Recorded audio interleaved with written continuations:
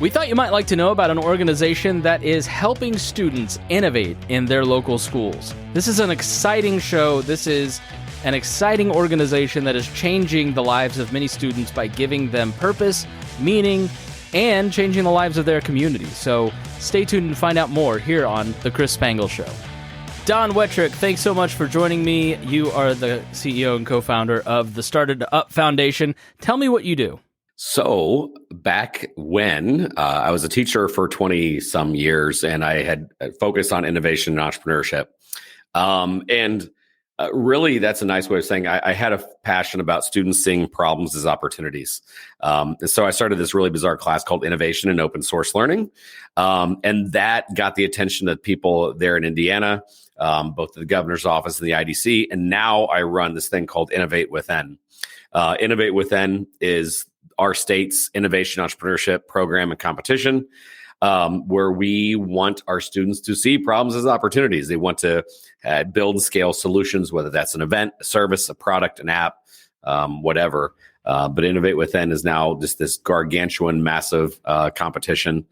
So we do a lot of that. And we also do a lot of other programming throughout the year, again, to engage high school students to be more innovative, which is a buzzword, but innovative in the sense that they are doing more, complaining less. As a former high school student at Plainfield High, which I know you have some connection to, I think the principal's a fellow, which I was excited to see. I think I won awards for complaining as a high school student.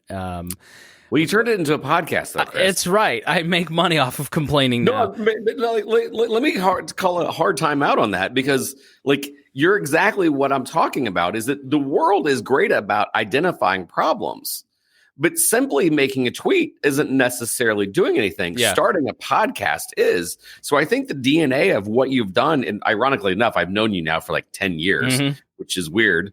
But you doing something was that first step, and then you started to grow and scale. I want the same thing, is that our generation, the high school kids right now, are great at identifying things that suck.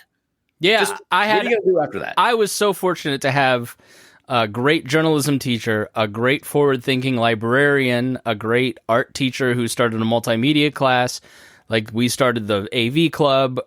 We had really solid teachers who kind of helped us learn in 2000 through 2002, kind of this new, I was doing video editing and all kinds of crazy stuff that was the frontier of multimedia production. So schools and high schools are so important for helping kids kind of set the path. Talk about that, and talk about the importance of what you've seen in terms of innovation in high schools and how that really is where the ball gets rolling. Yeah. So number one, let's just be honest with each other.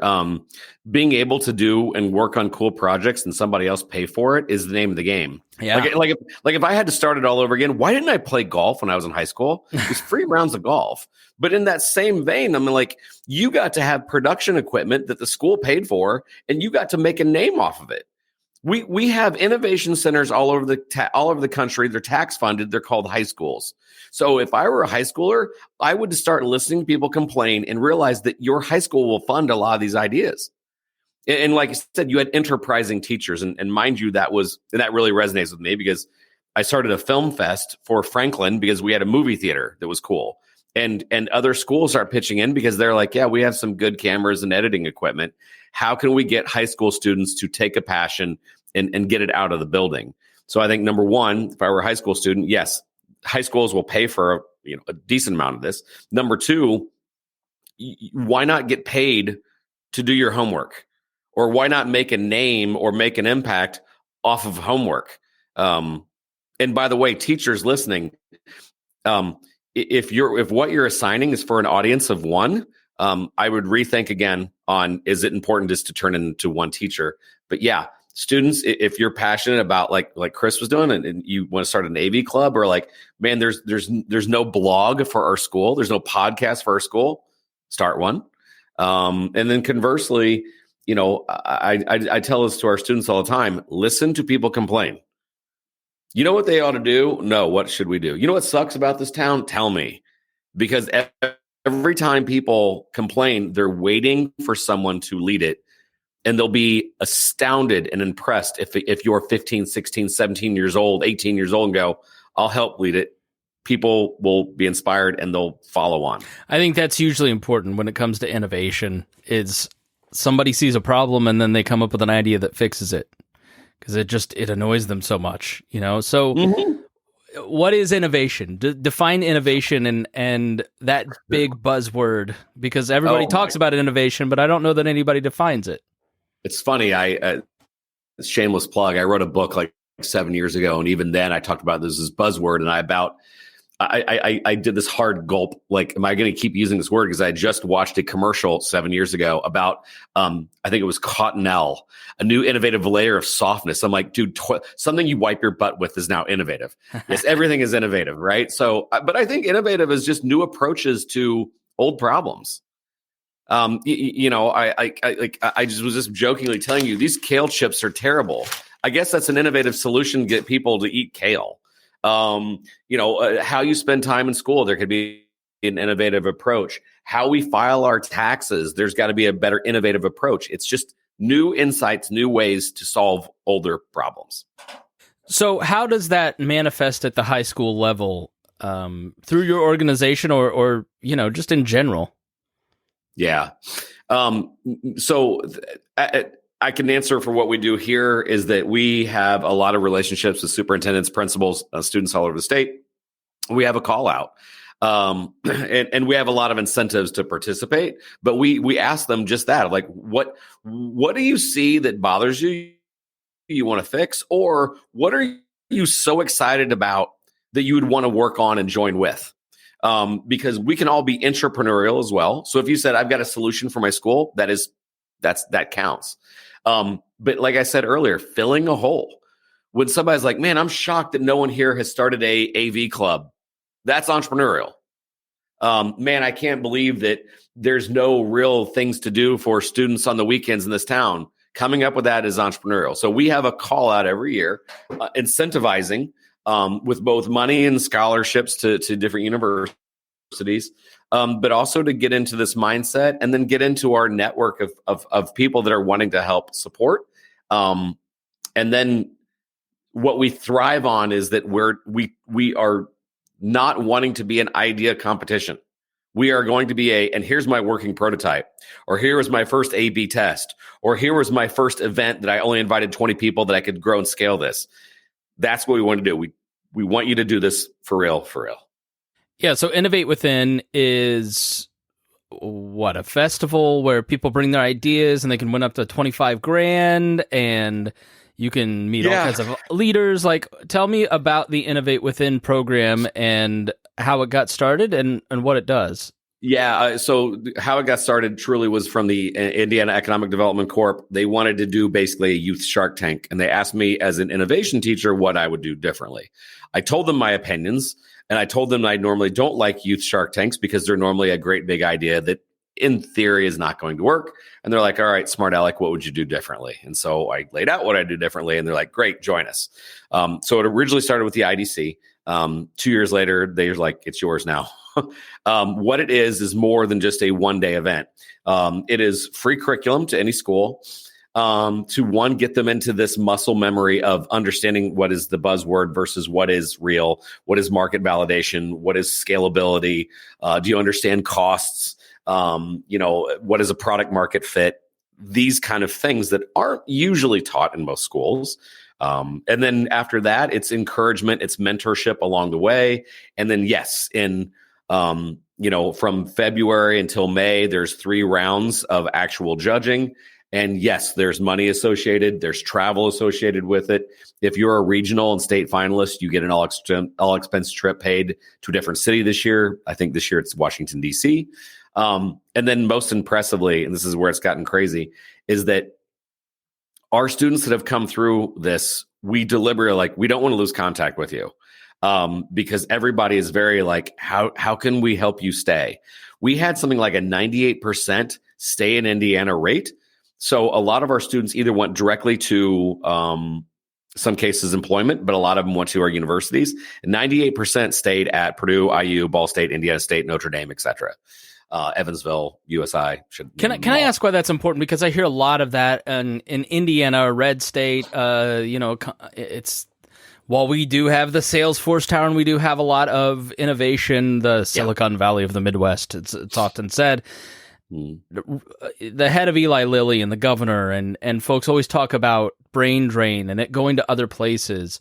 How significant is that for maybe rurally based states like Indiana? And why do we want to fix it? Why does it matter? You've hit on something that, number one, a lot of our finalists have been rural. May I politely say that among the most innovative people I've ever met, and I'm being a little stereotypical here, but they're farmers. They're people that don't have a lot of resources near them, and they know how to fashion things together the likes of we don't understand. I'm not making a judgment, by the way. I'm not saying, agrarian based area. I'm excited to say this. But I'm not. I totally understand, and I'm not surprised. But that drain is one of the reasons why we're doing what we're doing is that we're trying to showcase that, there's a lot of opportunities here, and people are always like, I didn't know that. I didn't know that all this battery innovation was going on here. I didn't know that the future of mobility and autonomous mobility was centered here. But it's identifying those students that are like, hey, you could build and scale something now. Because I think the other thing that we add is if you make it to the second round, you have an appointment scheduled with your small business development center. And the students are flabbergasted to people are paid to help me be successful. And so all the data in the world suggests that if we can find you at age 15 to 18 and we can say, I think that you're onto something, even if it doesn't work, knowing that what the state will do for you to keep you and help you grow, I think people are pleasantly surprised. So you be successful and buy that vacation home in Bora Bora or Florida, but we'd like for you to have your HQ here. And there's so much rural talent. I'm going to give one example, and then I'll get to your next question. But 2 years ago, we had two young men from the nearest big city was Salem. I think they're from a place called Camelsburg, right? They started a fishing lure business because the problem they want to solve is fishing lures do not come in the right color combination for Southern Indiana, especially in the winter and fall. So they started SIBCO, which stands for Southern Indiana Bait Company. They had a customized plastic injection molding to make worms, shad, crawdads. They now have a lot of sales. They have sales in all 50 states in Europe. The mayor of Salem didn't know they were doing this. We're like, you've got to start incentivizing these young men to grow and scale here. So it is a high need. And then show them that it's the cost of doing business here, the cost of setting up things locally is really, really good. And by the way, I am not completely funded by the state, but I am a fan of what goes on here. I really am. I'm 50 years old, lived here all my life. So I do want to showcase what's best for the state. All right. I'm going to challenge you on that because Please. I am a libertarian. And from a pragmatic standpoint, I understand why Salem ought to help businesses grow and stay. But a lot of people are really leery of that. Why should my taxpayer dollars go to help that small business grow when I'm paying taxes for my small business? The check I had to write for my small business last year, Don, was ridiculous. Why should the state or towns or localities pick winners and losers? What does it really matter? Why make the case? No, I mean, so on this particular thing, I wasn't necessarily having them provide tax incentives as much as I was time and attention and what are you working on? And I'll be honest with you, they were 17 and 18 years old. They weren't ready to start talking about, tax incentives to having 50 employees and up. So I do hear you loud and clear, but at the same time, sometimes it is just access to your local mayor of, I didn't know you were working on that. And everybody is really interested in talent pipeline and not losing any more. And Indiana is not unique in that. Every state is interested in that. I'm not realistically thinking that at age 18, they're going to start a multinational company as much as I am making introductions to people that might get them a licensing deal with something bigger, or, hey, we're opening this co-working space area. Might you want a new office here? Some other things that could come down the pipeline. Can you talk about the Indiana Economic Development Commission? Can you explain what that is, why it's important, how it functions? I probably couldn't. I'm not that inner workings, but the IEDC is the Indiana Economic Development Corp, and they are, I guess you could call them the Department of Commerce, because Secretary Chambers is the Secretary of Commerce, but they basically are trying to grow and scale Indiana and attract more businesses here, get more things going. I think that what they have appreciated is that, homegrown talent is everything. Instead of you trying to lure a company from another state, love the one you're with. Why aren't you sending the words out to our high school students that you can grow and scale something from here? And by the way, we still want you to have those great contacts in Silicon Valley, Boston, Austin, wherever, but you can do it from here. Yeah. So tell me a little bit about the. Do you call it a competition? Is that the right nomenclature? We nomenclature. I like that. And genus and species and yes, we have that. That is a part of it. But yes, yeah, there is a competition over the course of like 3 months. But there's also programming and travel and all this other stuff. All right, so that's kind of the advertised thing. But how does that manifest itself in the school? Is it do you go to the business teacher? I mean, I have a rudimentary. I'm 20 years out of education, so do you go to like a high school business teacher and start a club? Is it a class? How do high schools take your program, implement it, and then kind of work us through that curriculum? Yeah. So in some cases, I have traveled to so many states, so many schools in the state. It's ridiculous. And a lot of times when I see that guidance counselor or the principal, usually the first two people I talk to, I tell them, I'm not looking for a teacher. I'm looking for the teacher. And the teacher doesn't usually matter what they teach. A lot of times they have an interest in their success outside the classroom. Yeah, we probably have more teachers in the business department in our program, but we also have a lot of engineering teachers of like, solve a problem. Oh my gosh, you could build a prototype. We have a lot of what used to be called home ec, which is now family consumer science teachers, English teachers, teachers that are into social justice, teachers that are into community-based learning, all of these things. So it's usually a teacher that's passionate about more than a grade. I know that sounds cliche, but like literally those people are our jam. And then sometimes school corporations have an identity of being innovative, and they like the fact that this takes a great project and moves it out into the real world. And again, I think the thing that blows my mind is everybody thinks that, okay, well then this is the Carmel and Center Grove Open. Nope. Carmel has not won, nor has Center Grove. I think probably one of the best destinations for this has been in Northwest Indiana, Hobart, Munster. They're awesome. And then both of them, like one is a business teacher, another one is a principles of engineering teacher. So it's from all different walks of life. Yeah, and just for people who are out of state, Carmel and Center Grove are the rich schools, and Hobart, that's the region up by Hobart Chicago. Is actually where the Christmas Story, the guy that wrote that, is from.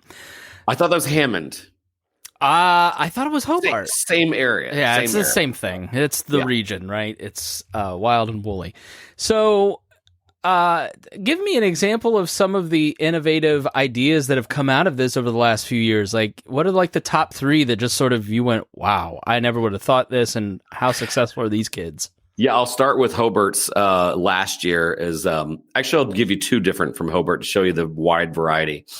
3 years ago, there was 2 young ladies that presented, and one of them, their grandmother had arthritis, especially in her hands, and she'd wake up a lot at night because her hands would tense up. So what they did is they came up with a glove that had some like gears and pulleys and a heating element that over time, very slowly, the glove would open and close fast enough where it would keep her hand limber and not ache up, and slow enough where it wouldn't wake her up. And the heating element also kind of helped like with the pain. They had a prototype. Then, especially at Purdue, they were very interested in carrying this forward. So they've been working on a patent. Wasn't business ready yet, but they had a problem and they were solving it. At some point, I want to quote Vanilla Ice today, but not yet. And then flash forward to this year, we had 2 young ladies, again, we always ask, what problem are you solving? The first problem they were solving is I hope we don't get any defamation lawsuits, but fast fashion that you see a lot of times from like Old Navy, it'll say 4th of July, 2022. You wear those for one day and then they're landfill, unless you paint in them or whatever. They did an upcycling event at their farmer's market where they asked to donate old T-shirts, to where they shredded them, because their second problem is their Humane Society was a no-kill shelter but was underfunded. So they decided to collect old jeans and T-shirts. The T-shirts were the stuffing. The jeans were this dog bone pattern, and they were sewing together dog treats or dog toys without any landfill use. And so they made some that was good enough for them to move on to second round. They start working with some of our counselors in the Small Business Development Center. Here's where the magic gets awesome. The SBDC counselor goes, wait a second, like you're selling out. Like, yeah, it takes us all week to make 20 to 25. We're selling out immediately. They're like, 6 miles from your high school is a thing called Trade Winds. Trade Winds hires special needs adults. And a lot of what they do are sew and assemble things together. So they went from making 20 to making hundreds. Now they have 3 problems they're solving. Number 1, landfill. Number 2, the Humane Society, which are now giving 20% of their proceeds. And number 3, continually hiring more adults that are the most unemployed in America. By the way, the state all of a sudden got involved. They started looking at this, and we just did a video on it. I can share it with you later. But like, they're growing and scaling, and they were freshmen in high school. And so their sales are going well. I could give you more examples. So was it they had this idea and they were doing it on their own, and then they connected to you, and then your counselors can throw gas on it, essentially? Yeah. Because I think if you're in high school, you think like a silo, right? You think like, I've got this idea, I'm going to hand sew it myself. I'm not going to ask for help. Yes. But the older you get, the more you realize how important networking is. Yeah, it's everything. Matter of fact, we had another event that at the regional level, this young man came in second or third, and he barely came in second or third. He was a really good contestant. And unfortunately, that was to move on to state. He did not move on to state, but a couple people there in the audience were like, "You're onto something." And he ended up getting funded by someone in the audience that now is his business partner. We kind of want to be an audition stage where even if you don't make it, you're still on to something. We had a young man that his business plan was, I want to buy out my mentor. He worked for a guy that used to do taxidermy. He goes, I want to hunt and fish for the rest of my life. And my mentor, who was in his 70s, is like, he's going to retire at some point, and I want to take him over. He's like, he doesn't even place Facebook ads, and he makes around $80,000. Mm-hmm. In his words, cutting off the heads of deer and mounting them to walls. So he'd already identified his mentor, and then he was talking about how he was going to build and scale that. The network of the people we want them to meet, the small business development centers, just the people in our contacts are like, kid, you're closer than you think. So an idea could actually be executed with the help of others. Rarely do I expect to hear a 16-year-old say, I'm going to start a food truck and I know what I'm doing. I know my costs. I know my target market, and I already got funding. But if you've got a validated idea, and even if it needs, we had another student that wanted to basically create fish skin bandages for burn victims. She learned in her Project Lead the Way class that some fish skins adhere well to human skin. And so she was like, I want to help burn victims in India, because she was formerly from India. And so then she did some research, and she had realized the Department of Natural Resources is killing as many Asian carp as we can possibly kill because they're horrible. So then she contacts the DNR, hey, could I have some fish to test on? And their answer was, how many hundreds of pounds do you want? But like, Chris, this is that's the one that the Governor Holcomb was like, oh my, he was the state finals, and he's like, he couldn't stop talking about that one. Yeah. Ironically, that one didn't win. It came in like third or fourth, but it doesn't matter. That girl got discovered, got more scholarships from it. And now she actually leads our alumni association. And I can get into that and those things that they're doing. But like, it's a chance to get in front of people and validate at minimum a great idea. And a lot of these students are already super passionate, and they will move forward on it. Yeah, I think the old man people on my Facebook are like, kids don't do anything, everybody's depressed, and I'm not minimizing that, because the last show that I did in this series was how depressed and how tough things are for high school students right now. Yes. How important is entrepreneurial endeavors in lifting the mood of your kids? Dude, I swear to you, you did not plan this question, but you couldn't have teed it up. I really think that Innovate Within, in a lot of cases, is a not the answer, but a pathway to more happiness. If you are compelled to want to work towards something, I like it. Anxiety lessens. Now, that's not to say that entrepreneurship doesn't induce anxiety if you start getting to a different level, but like things that you're passionate about and things that you want to work forward to is a different mindset. I think that right now we have a endless loop of watching people be successful and endless scroll through it. And that, of course, that makes you feel terrible. Of course it does. Why does she sell that many cosmetics? Why can't I have just as much talent as that person? Why am I'm going to, renegade and dance and whatnot in front of a camera? And they're like, believe me, in the industry that I'm in, I look at other podcasters and I'm like, I'm better than them. Why are they more successful? But then I get off TikTok and start doing shows and research, and my mood improves. So I get that 100%. It's the 1,000%. Effort that is made. People need a purpose when they wake up in the morning. And then you start also finding people that might want to collaborate because they were waiting on you. Yeah, for sure. How important is entrepreneurship to the success of communities, not just in high schools, but it feels like entrepreneurship has kind of taken a back seat in our generation. Mm-hmm. It's great to hear that it's not in the students that you're working with. I think at minimum, entrepreneurial thinking is paramount. We keep saying again, seeing a problem as an opportunity. The current generation, actually the current society, adults, we are great at saying what sucks. I'm bothered by this. I'm annoyed by that. We're great at it. Okay, what's the next step? The next step is entrepreneurial thinking. Learning how to propose some sort of a solution that is not empty platitudes. It's not chanting simple mantras. It's like, here's my plan. And who else wants to join with me? Our students are amazed that who wants to join with me is a lot of people.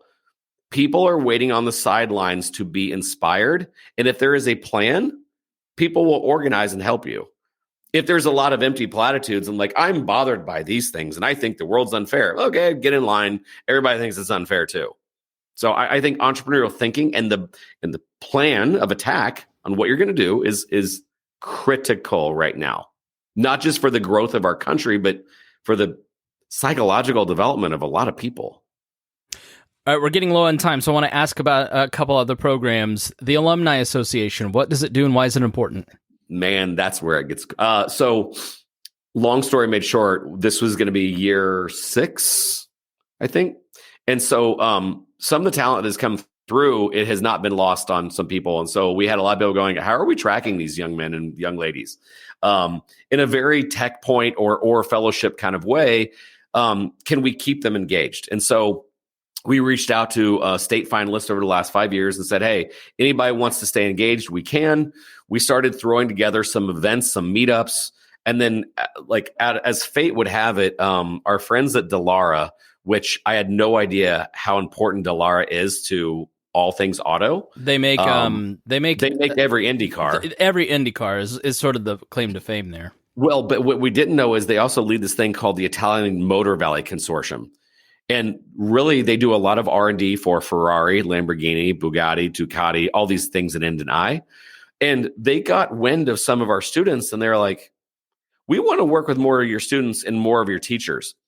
We sent some of our teachers and our alumni out to the Italian Motor Valley this year.